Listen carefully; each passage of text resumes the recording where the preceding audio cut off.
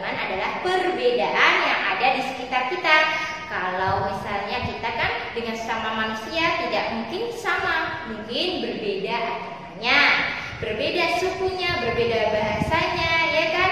Ada juga berbeda fisiknya. Ya, kalau semua itu memang sudah diciptakan oleh Allah Subhanahu wa Ta'ala. Nah, dalam keberagaman kita harus selalu mengutamakan kerjasama. Apa toh kerjasama itu?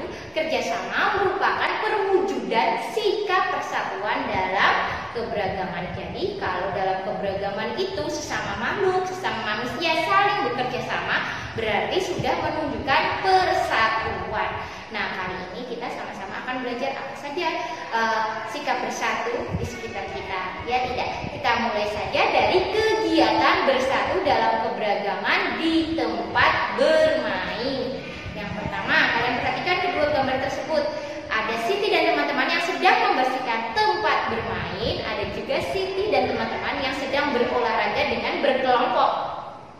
Kedua gambar tersebut membutuhkan kerjasama. Manfaat kerjasama apa? Diingat dulu. Pekerjaan cepat selesai, pekerjaan menjadi ringan, mempererat persaudaraan. Ya tidak, jika ketiga hal dalam kerjasama ini terwujud, bagaimana supaya keberagaman, supaya persatuan tetap terjaga. Jadi keberagaman di tempat bermain, yang pertama kerja bakti membersihkan tempat bermain. Jadi setelah bermain sebaiknya memang dirapikan kalau kamu mengotornya. Yang kedua, ketika berolahraga dengan berkelompok. Namanya berkelompok juga harus bekerja sama. Contohnya olahraga yang harus membutuhkan kerjasama, sepak bola, ya kan, bola voli, kasti, itu olahraga berkelompok. Kalau tidak ada kerjasama, tidak ada kegiatan bersatu di dalamnya, pasti akan kacau, ya tahu olahraganya, permainannya, kalian pun pasti akan kalah ya. Yang ketiga, kegiatan bersatunya adalah rukun ketika bermain. Ini penting ya sayang. Ketika bermain kamu itu rukun, berarti kamu sudah mewujudkan sikap bersatu dalam keberagaman. Karena apa? Dalam bermain kan pasti punya keinginan masing-masing. Tapi kalau kamu rukun, berarti kamu saling menghargai, ya toh, tidak curang, berbuat adil. Itu akan menciptakan kegiatan persatuan dalam permainan, ya toh. Nah, sekarang apa saja sikap yang harus dimiliki agar terwujud persatuan di tempat bermain? Yang pertama, ketika bermain kamu harus adil, ya toh. Giliran pertama hanya dapat giliran satu kali, ya berarti maju satu kali, itu namanya adil, sesuai dengan tempatnya. Yang kedua, tidak pilih-pilih teman. Di tempat bermain juga tidak pilih-pilih teman. Yang ketiga, tidak saling mengejek atau saling menghina.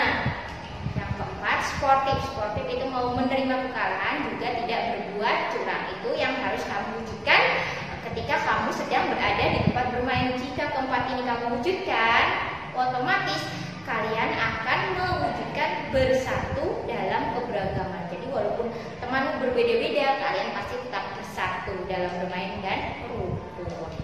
Kemudian apa toh manfaat persatuan ketika bermain? Ketika kamu bermain dan kamu bersatu, manfaatnya ada banyak. Yang pertama, karena rukun, otomatis kamu akan memiliki banyak teman. Yang kedua, karena rukun, karena bersatu, kamu juga akan terhindar dari pertengkaran. Yang ketiga, permainannya akan berjalan lancar karena saling bersatu. Nah, itulah ketiganya. Kemudian apa saja akibat jika tidak ada persatuan dalam permainan? Misalnya satu, kamu gak mau bekerja sama, berarti otomatis tidak ada yang mau berteman dengan kamu, maka kamu tidak akan memiliki teman. Yang kedua, terjadi pertengkaran, misalnya saling mempertahankan pendapatnya, tidak ada yang mau saling mengalah, tidak ada yang mau saling menghargai, akhirnya terjadi pertengkaran. Yang ketiga, permainan jelas. Ketika kamu sudah terjadi pertengkaran, hanya mementingkan pendapatmu sendiri, otomatis permainannya tidak akan selesai, tidak akan berjalan lancar, dan tidak akan menyenangkan. Kemudian selanjutnya kita akan sama-sama belajar kegiatan bersatu dalam keberagaman di tempat umum. Apa toh pengertian dari tempat umum? Tempat umum adalah suatu tempat yang umumnya terdapat banyak orang berkumpul untuk melakukan suatu kegiatan. Bisa seperti terminal, ya kan, bisa seperti tempat wisata, bandara, stasiun, pelabuhan, ya kan, sekolah, mall, pasar. Itu merupakan contoh-contoh tempat umum. Di tempat umum kamu tidak bisa berbuat seenaknya, kamu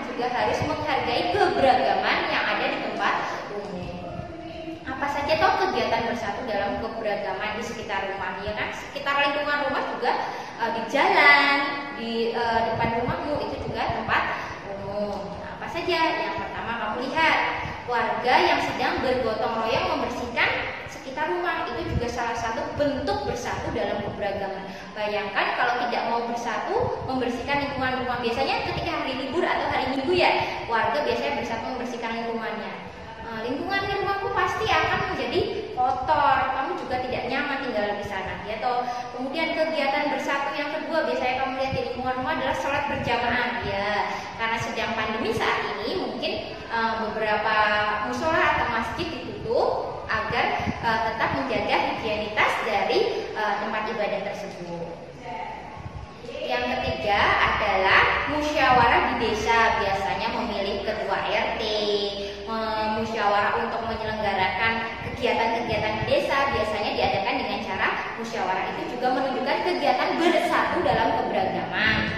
Yang keempat juga biasa ketika ada tetangga yang sakit, biasa di masyarakat akan menengok tetangga yang sakit, itu juga wujud kegiatan bersatu, peduli dengan tetangga sekitar. Kemudian yang kelima, rukun ketika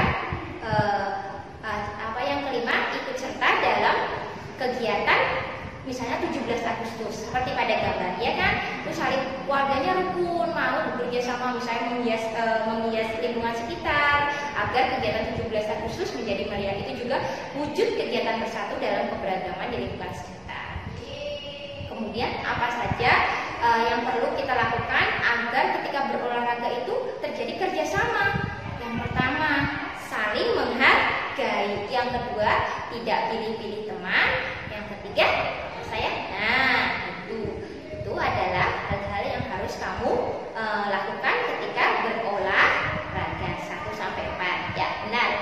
Berikutnya, sikap yang harus dimiliki agar terwujud kebersamaan dengan warga sekitar, ya toh. Yang pertama, harus mendahulukan kepentingan umum. Kepentingan umum adalah kepentingan orang banyak.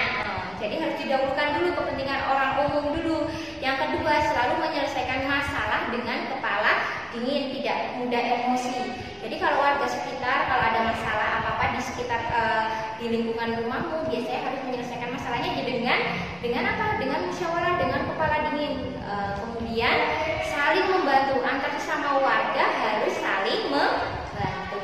Yang keempat juga antar sesama warga juga harus saling menghargai. Jika mendahulukan kepentingan umum, menyelesaikan masalah dengan kepala dingin, tidak marah-marah, menjunjung tinggi musyawarah, saling membantu, saling menghargai, pasti terwujud kebersamaan dalam keberagaman. Ingat ya, kegiatan bersatu dalam keberagaman itu harus diwujudkan. Kalau tidak, nanti bangsanya mudah terpecah belah. Demikian pelajaran PPKN kali ini. Semoga videonya bermanfaat. Selamat mengerjakan DBD. Jangan lupa dikerjakan dengan menuliskan tegak bersambung yang rapi. Ustazah akhiri, astagfirullahaladzim. Wassalamualaikum warahmatullahi wabarakatuh.